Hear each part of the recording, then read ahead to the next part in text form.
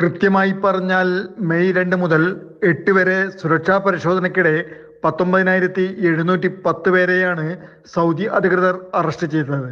താമസരേഖ ഇല്ലാത്തതിന്റെ പേരിൽ 12,961 പേരെയും 4,177 പേരെ അതിർത്തി സുരക്ഷാ ലംഘനത്തിന്റെ പേരിലും 2,572 തൊഴിൽ നിയമലംഘകരും അറസ്റ്റിലായവരിൽ ഉൾപ്പെടും. സൗദി അറേബ്യയിലേക്ക് അനധികൃതമായി കടക്കുവാൻ ശ്രമിച്ചതിന്റെ പേരിൽ 979 പേരാണ് അറസ്റ്റിലായത്. നിയമവിരുദ്ധമായി രാജ്യം വിടാൻ ശ്രമിച്ചതിന് 46 പേരെയും പിടികൂടി. സൗദി അറേബ്യയിലെ താമസ തൊഴിൽ അതിർത്തി ചട്ടങ്ങൾ ലംഘിച്ചവർക്ക് ഗതാഗതം, പാർപ്പിടം, തൊഴിൽ തുടങ്ങിയ സൗകര്യങ്ങൾ നൽകിയ 12 വ്യക്തികളെ അധികൃതർ പിടികൂടിയിട്ടുണ്ട്. 3,065 സ്ത്രീകൾ ഉൾപ്പെടെ മൊത്തം 49,407 നിയമലംഘകരായ പ്രവാസികളുടെ കേസുകൾ നടപടികൾക്ക് വിധേയമാക്കിയിട്ടുണ്ട്. 13,383 നിയമലംഘകരെ നാടുകടത്തി. 40,391 പേരുടെ യാത്രാരേഖകൾ ലഭിക്കുന്നതിന് അതത് നയതന്ത്ര കാര്യാലയങ്ങളുമായി ബന്ധപ്പെട്ടിട്ടുണ്ട്. 3,019 പേരെ നാടുകടത്തുവാനുള്ള എല്ലാ നടപടിക്രമങ്ങളും പൂർത്തീകരിച്ചു.